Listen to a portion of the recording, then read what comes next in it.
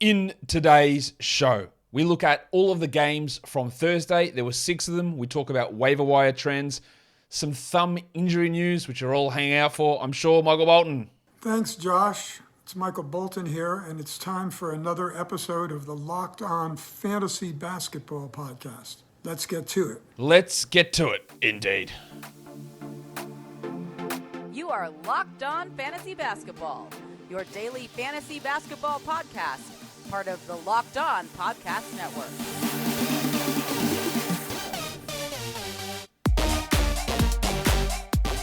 Hello and welcome to the Locked On Fantasy Basketball Podcast, brought to you by Basketball Monster. My name is Josh Lloyd, and I am the lead fantasy analyst at basketballmonster.com. And you can find me on Twitter, as always, at redrock_bball, on TikTok at redrock_bball, and on Instagram at Locked On Fantasy Basketball. Today's episode is brought to you by LinkedIn. LinkedIn Jobs helps you find the qualified candidates that you want to talk to faster. Post your job for free at linkedin.com/LockedOnNBA. Thank you also for making Locked On Fantasy Basketball your first listen every day. We are free and available on all platforms.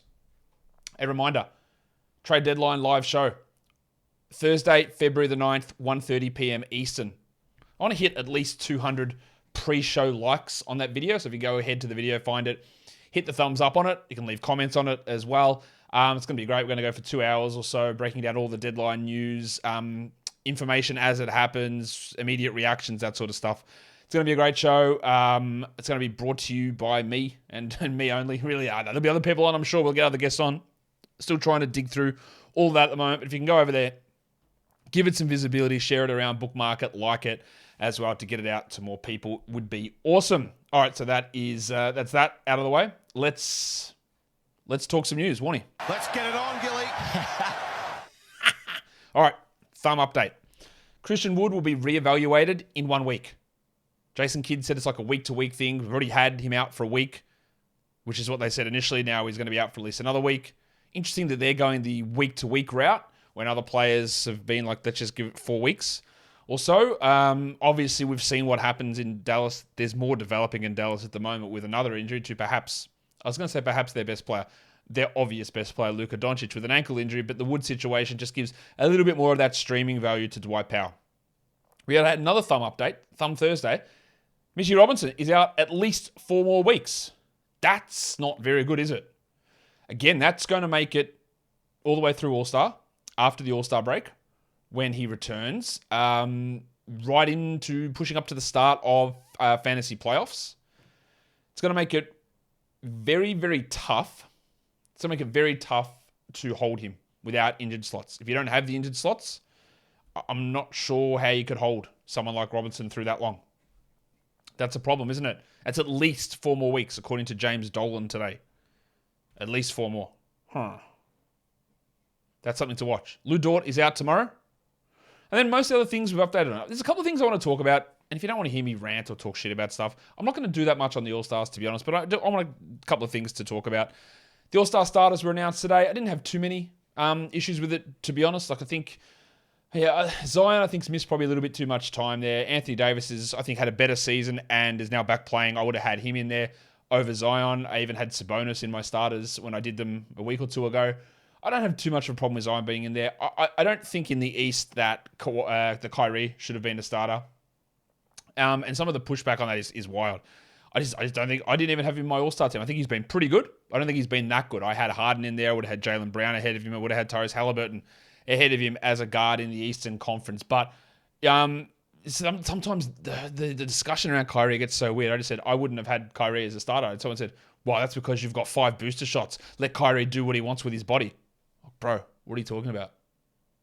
I just don't think he's been as good as those other players. And then someone else was saying things like, yeah, but it's because Harden's missed a month and Kyrie and Jaylen Brown have played the same amount of games. Well, that's also untrue because Kyrie's played 5 more games than Harden and 7 fewer games than Jaylen Brown. But Kyrie has this, I don't know, like the players and the fans both voted Kyrie number 1 ahead of Donovan Mitchell, which is crazy to me. It's crazy to me that he was in there as a starter and voted by 2 factions as the best guard. That is insane to me. But anyway, it's also crazy to me the players voted Bulls guard DeMar DeRozan as the 4th best guard when literally he never plays a second of guard and is not the 4th best anyway. That was the All-Star stars. Not too worried about that. Like, that's okay. All these guys that miss out, Jaylen Brown and Tyrese Halliburton and James Harden, I guess, or Domantas Sabonis, they're going to make it. Anthony Davis, they're going to make the team. Right? It's not a big deal. The thing that I wanted to just spend a minute or two on here is the Shaq thing on TNT the day, talking about the Lakers trade of Rui Hachimura, and Shaq making a comment saying, I don't even know who that is. I don't know him at all. I don't know any player who's not a top 10 player. I never watch the Wizards or the Bullets. Who would bother watching it? Right? That was the gist of his comments. And we know Shaq. He's there for comedy, Josh. That's all well and good. Is that actually funny though? Like, where's the funniness in that? Why are we promoting laziness and anti-intellectualism? Shaq probably does know who Rui Hachimura is, although I'm sure he couldn't give me any sort of nuanced breakdown of who he is as a player and what he's like. I'm sure he couldn't do that, but I'm sure he has heard of him. Where's the comedy? And what's the point on a pre-game show, the NBA's preeminent pre-game show, and it's not even a situation where it's Chuck and Shaq going back and forth with banter. Shaq's on there with Jamal Crawford and Candace Parker talking. Like, why do we find this acceptable? And I know plenty of us don't. Why do we find it acceptable that someone whose job is to be there to talk about a game where the trade involving the biggest franchise worldwide known, and there's a player coming there, and you haven't done you claim you don't know the player's name? Like, I don't expect everybody to know all 450 players in the NBA, but I expect if you're working in NBA media that you do. That's a baseline expectation. If I can do it, you can do it, Shaq.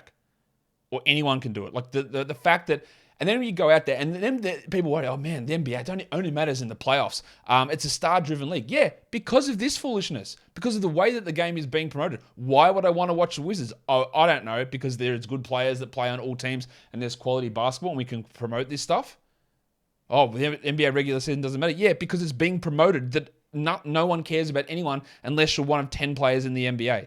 Which is such a ridiculous promote. And it's all well and good, it's fun. Yeah, but these little points seep through people's brains. Unless you're deep in it, like me, and a lot of you are as well, very deep in it, we see through it and go, Shaq, what are you talking about? This is ridiculous. Like, this is insane to have this thought process. How do we do this? But that's not everybody that consumes the NBA. In fact, it's the majority of people. The majority of people who consume the NBA aren't like that. So they sit there and watch it and go, Shaq, yeah, the Wizards, why would I watch them? Can never watch them. And, terrible teams. Unless you've won rings or you're all-star, I don't care about any of you guys. Nothing matters here until we get the best on the best. Like, nothing else matters in the entire league unless it's a top 10 player. And even though it's Shaq saying it, we can call him a goofball. Having that stuff thrown at you every week, something like, I don't care about these teams. This team doesn't mean anything. I'll never watch this team. I don't know these players' names. It breeds that into, it's a lack of professionalism, a lack of care around the entire organization. And honestly, NBA, it's a shocking look. It's a dreadful look. And I know I say this probably once a year. It's embarrassing. It should be embarrassing. It's embarrassing for me as someone who covers the league that I have to then sit there and I have to push back against ill-informed opinions of people talking about the league because they see someone like Shaq, who's genuinely a legend and it seems like an absolutely fantastic bloke in terms of what he does in his life and the way that he is with people and all that sort of stuff. He seems like an awesome bloke, right? But this, as a pre-game analysis, is ridiculous. And you know what? You can actually be funny talking about the NBA and know something about it. You can do that. The funniness doesn't have to be, they're all shit and I don't know them. Like that, you can do jokes. You can eat very easily. Hey, half of this show is based loosely on somewhat what some might call humor. But I also know every single thing about every single player in the NBA that currently plays. I know everything about them, but I also make jokes. Like, it is easy to be doing. Am I the same level as TNT? Of course I'm not. I'm not saying that. I'm not saying I should take Shaq's job, but it's a basic level of care that the NBA and TNT and Shaq should be doing to, even if you do know that player, like to pretend that you don't, it's a strange business model. And if you don't know anything about these teams, get the fuck off my TV. Seriously.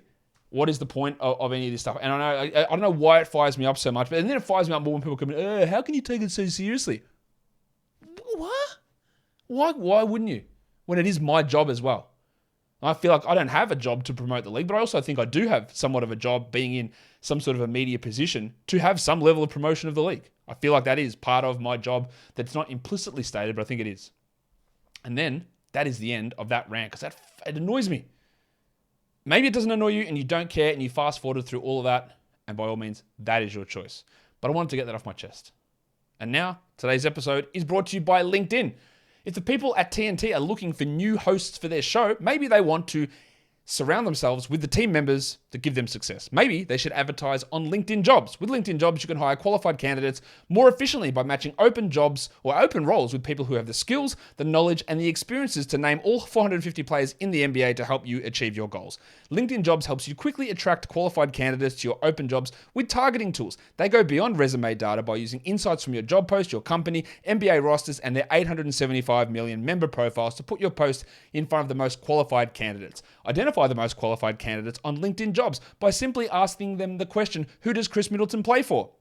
And if they answer it correctly, well, there you go. There's your host. LinkedIn Jobs makes it easy to screen and rate applicants based on your job qualifications all on one platform. It's why small businesses rate LinkedIn Jobs #1 in delivering quality hires versus leading competitors. LinkedIn Jobs helps you find the qualified candidates that you want to talk to faster. Post your job for free at linkedin.com/lockedonnba. That's linkedin.com/lockedonnba to post your job for free. Terms and conditions apply. Let's talk about the waiver wire. The most added players over the last 24 hours. Denny Avdia, up 17%. He was pretty good in game 2. I still think Gafford is the better option over Avdia, but it's totally okay to add him. Brandon Clark up 16%. I don't think we expect 32 minutes a night from Clark. I think the Warriors matchup was very specific, but I think he is the guy over Tillman pretty clearly. But don't be surprised if Tillman plays 27 minutes against Gobert next game. Don't be surprised. Jeremy Sohan up 12%. Yeah, except that he didn't play today, but that was a right move. Isaac Okoro up 11%. That is solely to do with the back-to-back and the 3 games in 4 nights. It didn't work particularly well today, but you get 3 games for the price of 1, so let's add it up after the totality of those games. I definitely wouldn't drop him if I added him and I had limited waiver ads, because that's why you added him in the first place. Dario Saric up 10%. Well, with DeAndre Ayton back, that's probably not going to be quite as successful. We'll talk about that one later. Seth Curry up 9%. It was the right move. Unfortunately, he didn't play today with that knee issue. I still think out of O'Neal and Harris and Warren, he looks like the best KD replacement, even though it will be up and down. KJ Martin up 8. I like it. And Zach Collins up 8%. Yep, he's definitely worth having for now and then stashing through the deadline to see what comes of it. In terms of the most dropped players, the tank, Tom Bryant, #1, absolutely. No worries. No problem dropping him whatsoever. Anthony Davis is back, even though Davis is going to remain coming off the bench. Bryant can be dropped. Larry Nance down 10%. I'm actually okay with it. The upside for him is not really there. Nembhard down 10%, sure. Trey Murphy down 9. Najee Marshall down 8. And Herb Jones down 6. All those Pelican guys are absolutely fringe players now without being must-roster guys with Ingram back. Gabe Vincent down 7. See you later. And then Dennis Smith down 6%. Get that garbage out of here! Smith clear drop with LaMelo Ball and Gordon Hayward both back in action today. So let's talk about the games that we're going to talk about. Get into the 6 of them that are up on the slate. The first one, this one might be a long one. There is a lot to discuss, I think, with this Detroit Pistons game against the Nets. They win it, the Pistons, somehow. 130-122, and the Pistons made a change to their starting lineup. We did have the return of Isaiah Stewart and the return of Killian Hayes. And I said this a few times. I said, don't be surprised if they stay with Bay starting over Stewart, because I don't think Isaiah Stewart's a starting 5, or is he a starting 4? His role in the NBA is a backup. And I would like to see them try Bay and Duran together a little bit more. That's exactly what they did. And we'll talk about the front court implications first. Bay, 25 points in 32 minutes, 5 threes, 9 rebounds. Very good stuff. Completely unrealistic for him to keep doing this. He's on a nice little hot streak, but he shot 63% from 3. But the fact that he is starting now, and post-game Dwayne Casey said something like, hey, I hated the way we were starting games out, so I wanted to make a change. It sounds like this lineup will stick for a little bit. Bear that in mind. I think it'll stick. So that will keep Bay from playing, he played 19 minutes a game when this team was healthy previously. Now he's going to be 30. That's useful enough. But remember, he's a points and threes sort of a player who can be really inefficient, but he's on a nice little shooting hot streak. Worth having a look at, but again, understanding the limitations of his game. What I think this does do is it does hurt Jalen Duren. And you look at that and go, Josh, he had 17 and 7 with a steal and a block on 88%. He did. It's a fantastic game. There's no problem with that.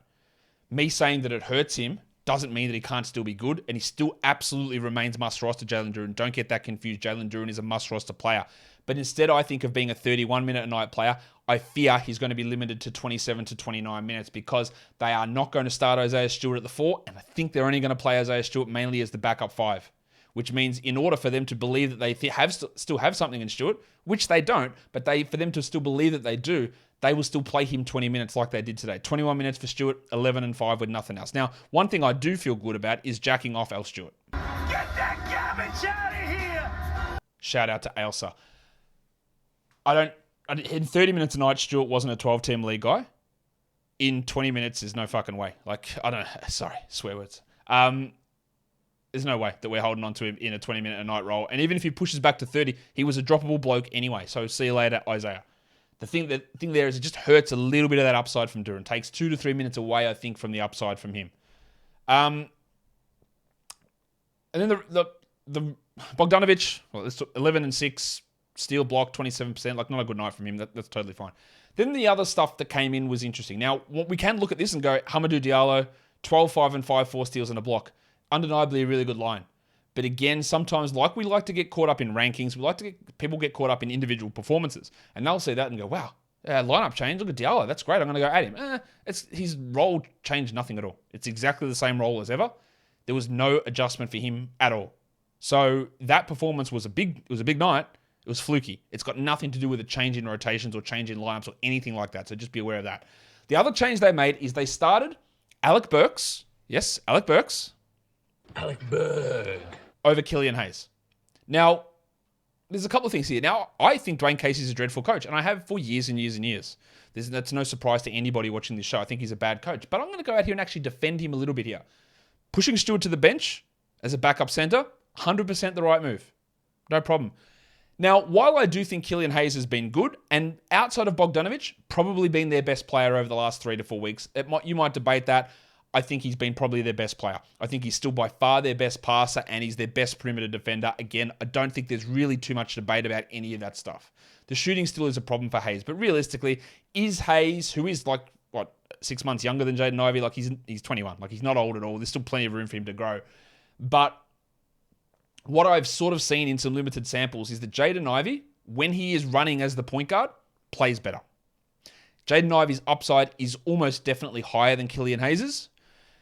Getting someone, having Hayes and Ivey there together, neither of them can shoot, leads to some spacing problems. Alec Burks, all he can do is shoot. Not really true, but that's what he does. So getting the spacing of Burks in there, putting the ball in Ivey's hands, while, again, Hayes has been really good and really important, if I'm going to criticize him for making stupid moves, like starting Marvin Bagley, this move of getting the ball into Ivey's hands as a primary creator and getting spacing around him is actually a really strong move for development, I think. As much as I might hate it for me liking Killian Hayes as a player and thinking there's still a lot of untapped potential there and his fantasy value, if I'm looking at this purely from a perspective of the value of these players or trying to improve the development, I actually think it's a bit of a W. Now, I'd still try and get Hayes and Ivey out there together as much as possible. And we saw that Ivey closed the game over Burks for his defensive ability, and his passing was really good. And Hayes' connection with Jalen Duren is really impressive. And so he's still going to get minutes. But putting the ball more into Ivey's hands, which you can also achieve by starting them together, then splitting them up the way that they do with Mitchell and Garland in Cleveland. It's not a hard concept to do. Maybe it is for Dwayne. It's not a hard concept to do. So I'm not going to sit here and bash him for putting Burks in the lineup because it does make a little bit of sense. Now, I think we could see instead of the 30 minutes of Alec Burks, you have 26 minutes of Burks and Hayes still get 30, and that could really work in a 3-guard rotation. Do I add Alec Burks, who had 25 and 4 with 3 threes? He shot 67%, so that's obviously not real. But in all 14-team leagues, I would add Alex Burks, and I would consider it in 12-team leagues. Would I drop Killian Hayes? I don't think so. Not yet. Hayes had 25 minutes, 16, 5, and 3 with 3 steals. Shot 50%. That will come down. I'm not convinced that the 30 minutes Burks, 25 minutes Hayes is going to be the split each game. I think it's probably more going to be 27-27, 26-27, 28-26, whatever. More along those lines. And there'll be some nights. And I think there still is a chance that Hayes pushes back ahead of Burks and they just try and make the 2 guards figure it out. So I'd consider adding Burks. I wouldn't drop Hayes, but it's not a great sign. And I would absolutely get rid of Isaiah Stewart. And I hope that covers all of that. I think that's probably the most we need to talk about for any team today. And I hope that gets all my thoughts across clearly. Hope so. For the Nets, Ben Simmons left after 20 minutes with knee soreness. He had 7 assists, missed all 3 of his shots. I don't know if I've defended Ben Simmons. I probably have been less inclined to pile on Ben Simmons more than most people. But I don't know. It feels like there is definitely something weird happening now, really. Knee soreness again, the way the team talks about it, like they are still supportive, but they're also like, come on, man. Like, what's actually going on with your knee? He is 104th in points leagues this season, Ben, and like, is it droppable? I don't think so. It's trending downwards, like pretty clearly in a category league and in a points league, although in a category league, he's still a top 100 player this season. But there are just frustrations building up a lot here. There was no Seth Curry in this one, so we got Edmund Sumner step up. He had 24 points in 19 minutes. Just don't read into that at all. And the big fella, Nick Claxton, he's unstoppable. He's had a career high in 4 straight games.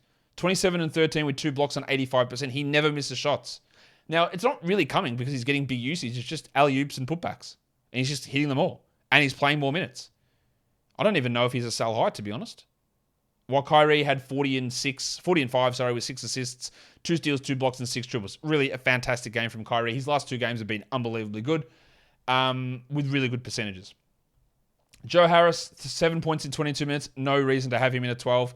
Tony Warren, 2 points in 18 minutes. He has gotten so bad. Like, I don't know. He's gotten terrible.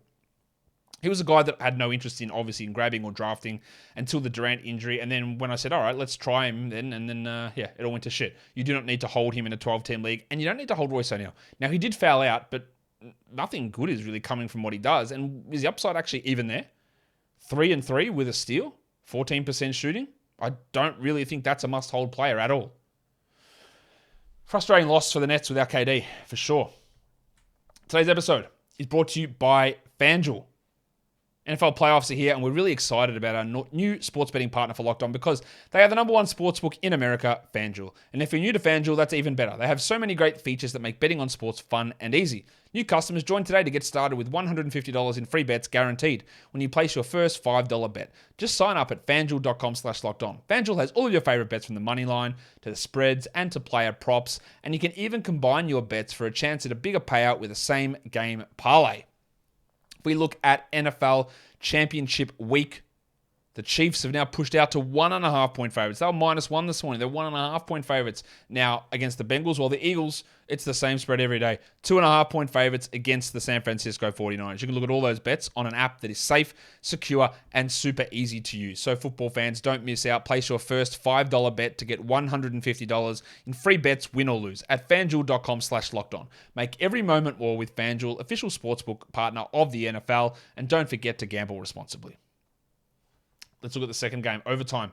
The Knicks, I don't really know how they were able to get this win over the Celtics. I don't think they scored for the first 2 minutes of overtime. And then the Celtics didn't score for about the last 2 minutes of overtime. The Knicks win at 120-117, the final score.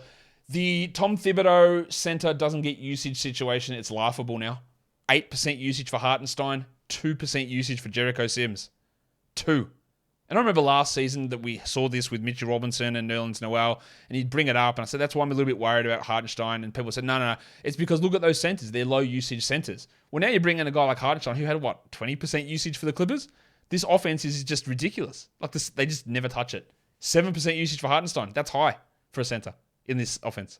Anyway, the minute split that we saw last time didn't happen. 36 minutes for Jericho Sims in this one. You just made the list. He had 2 points because he took 1 shot, but he did have 14 boards and a block. That's what you have him for, while Hartenstein had 4, 6, and 3. Randle, 37 and 9, continued to play really, really well, and Brunson had 29, 4, and 7 with 2 blocks, including 1 key one right at the end. What about the rest of the guys? Quentin Grimes played 38 minutes. This briefcase and this haircut. And I know he's getting a lot of minutes, but you know what? Get that garbage out of here. It's so hard for a low-usage player to maintain strong 12-team league value. And he can't do it. 5-4-1, 29% shooting, 175th for the season, 197th in points leagues, 226th over the last week. You can do a lot better than Quentin Grimes in 12-10 leagues. I'm calling it. Get rid of him. The Knicks went to how many minutes of small ball between Obi Toppin and Julius Randle, do you reckon? Would you just say 0 minutes? You'd be right. Again, he never does it. And that's why when the injury to Mitchell Robinson happened, I said that I don't see a boost to Toppin and I don't see a boost to Quickly because they will have one center on the court to do nothing, to never touch the ball offensively. He will be there at all points. That is how Thomas runs things, and that is how Thomas will run things until the day he dies. So Quickly played 28 minutes and just did enough to make me go, maybe we hold. 17, 5-1, 28 minutes. Maybe. It's so hard to make an exact call on him because that's okay, but it's still only 28 minutes. He's just as likely to do nothing next game. I think he's probably a fringe stream 12-teamer. While Rowan Barrett, I'll plant my flag now on this. I'm done. I'm over it with this bloke. This is who he is. It never changes. And unless I see it for a full season, like Terry Rozier's mid-range shooting, which of course took me 2 years to buy into and then disappeared this season, unless I see it for a full season, I'm never believing that Barrett is anything more than this. A guy that can score with subpar threes, rebounds, assists, steals, and blocks with bad percentages. This is what he does every game, every season. Whatever happens, it'll be a hot stretch, and then he 19 points. Oh, that's great. And then 4 rebounds, 1 assist, 33% from the field. At least he went 5 of 6 from the line, but it's just the same stuff every time for him. Can he ever be a top 100 fantasy player in categories? The answer is almost definitely no. He never has been. In points leagues, it's all very good, but it's the same thing every single year for Barrett. And unless I see it for a year of it changing, I am not believing that it will. You can have whatever thoughts you want on it. I'm done. I'm done believing there's going to be something changed with him. For the Celtics, there was no Marcus Smart, so maximum Derek White played 28 minutes, 15, 3 and 4, 2 blocks and 4 threes. He's fine to have now, but as soon as Smart comes back, I reckon we jack him real quickly because Brogdon actually played 35 minutes. 10, 6 and 6 on 29%. That's a rough shooting off for Broggo, but more minutes than White again. Very tough to look at White as any sort of long-term solution. Back on Rob Williams' watch, 36 minutes. That's where you get excited. 8 points, 12 rebounds, steal and a block. Not that far off. He just isn't. 80% from the field. Not that far off. This is what he is. Tatum had 35 and 14, while Jaylen Brown was just bad with the shooting. He had 22 and 9, but bad from the field. Missed some key free throws as well. And that's sort of who Jaylen Brown is as well. A guy that you can't really rely upon for elite efficiency all the time and does struggle with some of his peripherals. Another stinker from Al Horford, 6, 4 and 4. And every time he has these little runs, you go, well, am I done with Al Horford? And you look at it and go, well, the numbers would suggest I should be. 112th for the season, 131st over the last week, 131st for the season in a points league. And then he'll go out and have 12, 10 and 5 with 2 steals and hit 4 threes and do that for 4 games in a row. And you go, well, that was stupid of me. But in a head-to-head league where you know he's going to sit one of the back-to-backs, where you know there are significant cold streaks continually through the season with significant hot streaks, it's very hard to rely upon that sort of a player. It's very hard with the missed games, with the ups and downs. In a roto league, it's a lot easier to deal with. So much easier. But in a head-to-head category league, like in a points league, see you later. Like there's no point holding him in a 12-10 points league. You get much more value streaming the waiver wire. But in a category league, it is definitely a borderline decision to me. Because there's too many cold streaks and too many missed games to absolutely lock in and hold on to him with everything that you've got. I don't think you can do that. Grant Williams, you can get rid of him. There's no value in him at all. The Bulls and the Hornets. Sorry, the embarrassing Chicago Bulls. That's I have to use their official title, you know. The embarrassing Chicago Bulls lose to the Hornets 111-96. DeRozan, 28, 3 and 5 with a steal. Shot poorly from the field. But I'm seeing so many of the things. Now, this is hey, today's like story time day when I'm just going to get a lot of stuff off my chest. So I apologize for that. When DeRozan was signed and traded for the Bulls, I criticized the shit out of them. Right, I said DeRozan's a very solid player, but there are so many deficiencies in his game that it requires the defense to be built around him and the offense to be built around him in a specific way. Plus, you also gave up first-round picks in a sign and trade when he was a free agent. Like, what on earth are you doing? You're paying something extra for a player who's probably not that good and probably makes it really hard to take you to a new level. And then last year, he was unbelievable. He was so good. But of course, they got smashed out in the first round of the playoffs. And the same thing's happening again. And now I'm starting to see these things develop from Bulls people. Like DeRozan can't shoot threes, needs the ball in his hands, can't defend at all. How do you build around that? It's very hard to do that. And he is not anywhere remotely close to the problem with this team. It's a bit Sabonis-y, Whereas Sabonis can put great individual games, great individual performances, but the build around it can be very tough. And we'll see what happens with the Kings when they are going to make the playoffs. When they make the playoffs, how that all works. The difficulties around that is always what makes things interesting. Levine just, I don't know. Is he good? I don't actually know anymore. 18 and 9, 2 steals. That's not bad, but he hasn't been great this season. But what I am interested in is Pat Williams is improving. We're still not going to get it consistently. Like last game, we got nothing.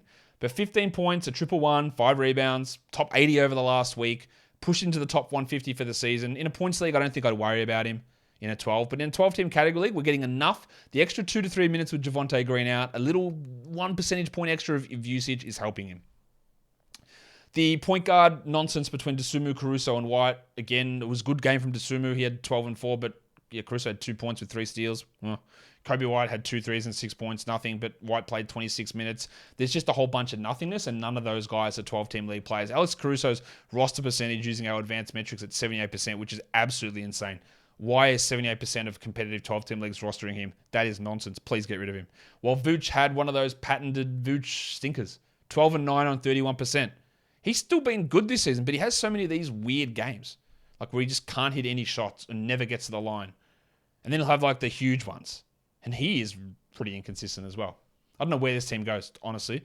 I don't think they make a trade to blow it up because this front office signed and traded for DeRozan. They re-signed Zach LaVine. They drafted Patrick Williams. They're not giving up on him a year and a half in, I don't think. For the Hornets, LaMelo Ball was back. First game back from the ankle injury, 37 minutes, 15, 11, and 8. Now, of course, he shot 13%, which is an unfathomably bad number. But at least the counting stats were okay. 9 of 10 from the line, also awesome. It could have been a huge game in his first game back. That stinks, though, that we got that bad field goal percentage. Well, Gordon Hayward, another 25-minute night. Now, he scored 17 points on 60%. He had 2 steals and a block. I'm not certain that he's a must-roster 12-team league player, but what I do know is that Jalen McDaniels can be dropped, as can Dennis Smith, without really any compunction at all. After being out of the rotation last game, with no explanation whatsoever, Mark Williams was back in, played 18 minutes, put up 10 and 6 with a steal on 100% shooting, and... Oh, hi, Mark. It's pretty good. His status remains as a 14-team league guy with 12-team luxury stash. It remains the same.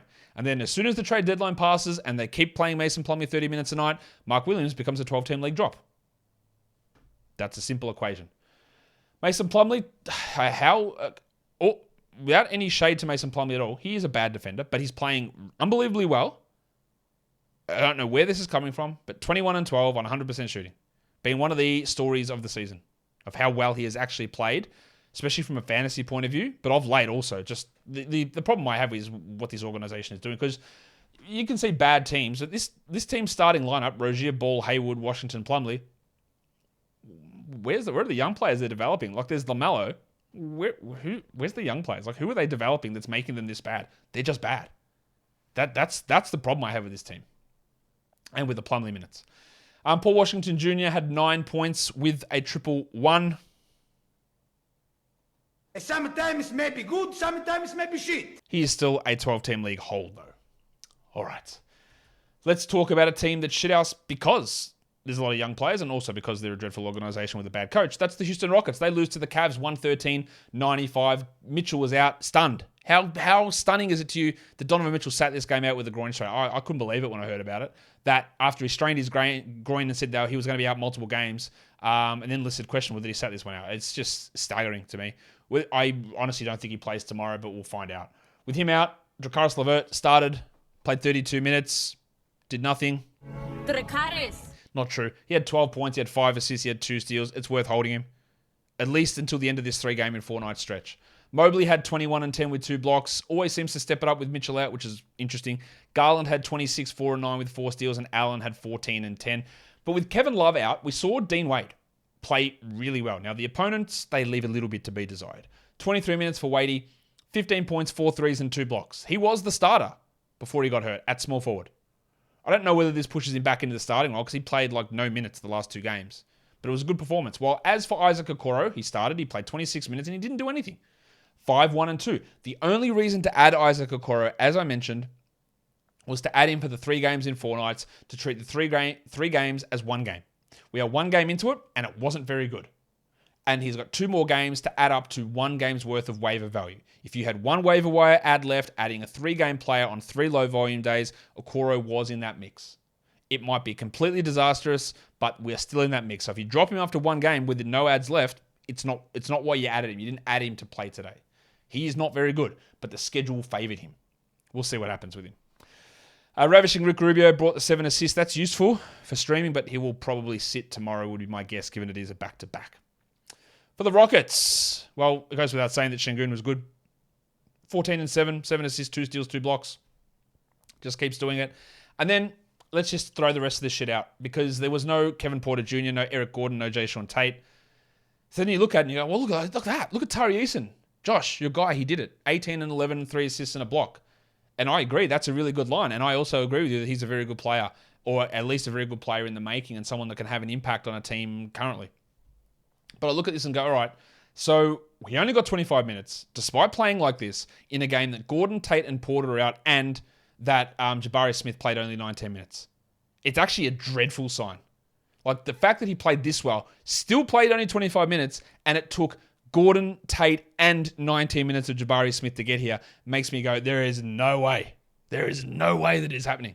Because if Jabari plays 30 minutes, Tari won't play 25. And did he even play any at the 3 in this game? I don't think so. Like, it is not a good sign to me that he still only played 25 despite all of those things happening. And him playing that well. Maybe it's a turnaround. Maybe Silas goes, light bulb. We should play him. But I don't think it is. I don't think it is. 14 and 6 for KJ Martin. Keep rolling with him while players are out. We'll see what happens, but I'll keep holding him. And Jalen Green, hot man. Okay, all right. Jalen, I know I just dropped it for PJ Washington, but Sometimes it may be good, sometimes it may be shit. this man is the most inconsistent player in the NBA. 6 points. He's probably going to drop 50 tomorrow or the next game. 6 points with 3 assists with no rebounds. 22%. This whole team structure is dreadful. It's not good for his development. Maybe he's not that good anyway. But okay, I think you still got to hold him because in punt field goal, you got to. And in points leagues. But man, the inconsistency is a disaster. The other reason why we can throw this game out is Ty Washington played 29 minutes. And you know that when Ty Washington's in a game playing 29 minutes, that the whole rotation is not really serious. 10 points, 3 and 3 for Washington in this one. Well, Josh Christopher started and had 7 points. Yeah, pretty embarrassing stuff.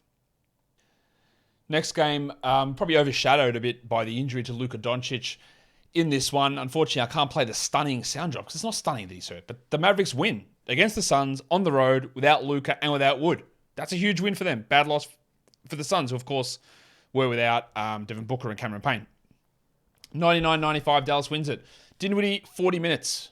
36, 6 and 9, 5 triples. That's a fantastic game from Spence, who's going to have to really step up, as are a number of other players, if Luka has to miss. I don't know whether Luka's going to miss. He has a history with this ankle problem, and it usually does cost at least a couple of games. Don't be surprised if it's a week to 2 weeks. I've got no evidence of that at this point. All I know is that the x-rays were negative, and he has a history of missing time with this ankle. So just keep an eye on that. I'd expect minimum a game. Tim Hardaway's going to have to do more as well. 40 minutes for him. Now, he didn't step it up in usage as much as I thought he would. It was really Finney Smith who had 18 and 12 in 34 minutes who stepped it up. But Hardaway is probably going to end up taking 20 shots a game here. He had 11 and 9 with 3 assists. I think he's worth an ad. And I think it probably is worth having a look at Finney Smith as well, who just is going to get by with a couple of extra shots if Doncic is out, which is enough to push him into 12-team league discussions. The guy who started for Doncic was Josh Green. He played 32 minutes, 9, 4, and 3 with 2 steals. And if he does move into that starting lineup, there'll be Hardaway, there'll be Finney Smith, there'll be Dinwiddie, and those guys will all get ball usage preferences over Green. So I don't think he's got really a gigantic opportunity to step up into big usage zones, but in a 16 or in a 14-team league, Green will be worth a short-term stream. It's probably a little bit of extra usage goes to Dwight Powell as well. We had the update on Christian Wood at the start of the show. He's out. He's going to be out at least another week. Powell played 36 minutes, had 15 and 5 with 3 blocks. That's 2 big games out of the last couple, out of the last 3, I think it is for Powell. And while he's playing 36 minutes a night with extra usage, and he can be a nice field goal guy, a nice steals guy, he added points and blocks here as well. He's probably worth a short-term 12-team stream. Bullock, I don't know, 10 points, 2 threes. He might be an ad. He gets hot, he gets cold. I'm not sure how much Doncic's absence will help him. And the other guy to watch is Jaden Hardy. Now, he didn't do anything in this game, but in other games where Doncic has been out, Hardy has stepped up. Now, granted, in those games, Finney Smith was also sidelined, but there is an opportunity for deeper leagues, 20s and 18s, to have a look at Jaden, who could have some 20-minute-a-night games and put up some scoring performances, but he played fewer minutes in this one than both Davis Bertans and Frank Ntilikina, so I wouldn't be getting too excited there. For the Suns, 38 minutes for Chris Paul, 22, 6, and 10. They're putting a lot of minutes into him because they need to win games. They couldn't get it done. Cam Johnson, must-roster player, 22 and 8, 5 threes, a block, 67%, must-roster. While DeAndre Ayton, it could have been an absolute monster from him. Unfortunately, somehow he shot 30% from the field, including just every shot was a missed layup, basically. 19 and 20 with 2 blocks and 7 of 10 from the line. It could have been huge. It's still big. It could have been huge. The most important thing is he's back. Well, we had 42 Mikal Bridges minutes. 16, 4 and 4 with 42%. He's been good this season, but he hasn't been brilliant, I wouldn't have said. His field goal percentage and efficiency has dropped way off, and maybe that is a function of the absences of Paul and Paul and Booker, but I'm a little worried that he was getting by on 63% 2-point percentage the last 2 seasons, but if it doesn't get back to that level, when Booker comes back, if assists and usage do drop off for Bridges, he might fall significantly down the rankings. 16, 4 and 4 is totally okay, but field goal percentage, no defensive stats, they are some issues. He's 59th for the season. With Ayton back, Biyombo played just 8 minutes, and then all of the bench spuds did nothing. We had 18 minutes of Damian Lee, 13-ish Wainwright, and then 9 minutes of Okogie, 3 minutes of Šarić, who pre-game Monty Williams said, man, he's been so good. We're going to get him minutes. We're going to keep him in rhythm. Yeah, he played 3 minutes. 5 minutes for Dwayne Washington, 4 minutes for Saban Lee, 4 minutes for Jock Landale, who did get injured in this one, didn't return. So just all those bench guys that we were sort of relying upon Biyombo and Lee and a little bit of Saban and Šarić at times and Okogie. With that starting group, including Torrey Craig, playing those minutes, any of those players who you were trying, especially as Šarić's, in 12-team leagues, you can go ahead and jack those guys off. Then we do the last game of the night, the Spurs. The Clippers. The Spurs are actually embarrassing at this point. They're the team that's blatantly tanking in the NBA. Everything that they do is embarrassing. Watching their games is embarrassing. Their rotations are embarrassing. I hope we get some clarity at the deadline. I feel like it's going to be a shit show for a while, though. The Clippers beat them 138-100. Zach Collins, again, was pretty strong. Yeah, pretty strong. 7 and 10 with a block. Didn't shoot well, but was okay. Again, I think he's a trade deadline stash, but then who knows what happens after that. And that brings us to the starter, Jakob Poeltl, who they are murdering at the moment. 22 minutes for Poeltl, 10, 2 and 3. No defensive stats. He's been disengaged for most of the season. He's not playing particularly well. Again, you'd think that a starting center should be able to put up good numbers and that a potential trade would make him a sell high. Well, it's not. It's the opposite. It's a buy low. I don't see how he's any worse than this on a new team. I think it's worse for him if he stays in San Antonio with the way things are going. There are people who want to drop him at the moment. Now, granted, he's the 71st ranked player this season, so that would feel foolish. Things are moving in the wrong direction pretty clearly. But I just think when you look at it, the way that people are feeling about the Spurs and about Poeltl and about then their fear of him going to a worse situation, I'm not sure that even exists. Like, you can get him for nothing, I think. Like, it's not really... Maybe I'm wrong. Maybe you can't actually acquire him for a cheaper price in a trade. But everything just feels like that's the way it's pushing. And that would be something I'd be interested in trying to trade for him for, some of my worst players. If someone is willing to drop him, then they're willing to trade, or if they're considering dropping him, they're willing to trade for not a huge amount. So I would be getting interested in doing that, in acquiring him at that cheaper price. With no old mate Romeo Langford, Bates Diop started. He had 13 and 6 in 27 minutes. Like, he's okay in a 14-team league to stream. But then Sohan was out and Richardson was out. So Malachi Branham started and had 5 points. Trey Jones played 27 minutes. Blake Wesley had 6 points in 21 minutes. Honestly, Poeltl is a guy I would hold in 12s. Horsecock, Keldon Johnson. Whose horse is that? 19, 3 and 3 in 31 minutes with okay percentages, but no threes, no steals, no blocks. He's a 12-team hold. I think Sohan's a 12-team league player, and Collins probably is. But they're all back-end guys. And I wouldn't even bother with streaming in Bates Diop in a 12, or Richardson, or Langford, or any of these guys. I wouldn't bother with it. There's just too much inconsistency. It's not going to be worth your pain to deal with this stuff. For the Clippers, Paul George, 35, 4 and 7, 3 steals and a block. It's an immense game. Kawhi Leonard, 27, 3 and 7 is an immense game. But how about old Bobbert Covington? 21 minutes, 13 and 7, 2 steals and 3 blocks with 3 triples. The Covington line of old. Yes, he did make some hay in the final minutes when the game was over and it was garbage time.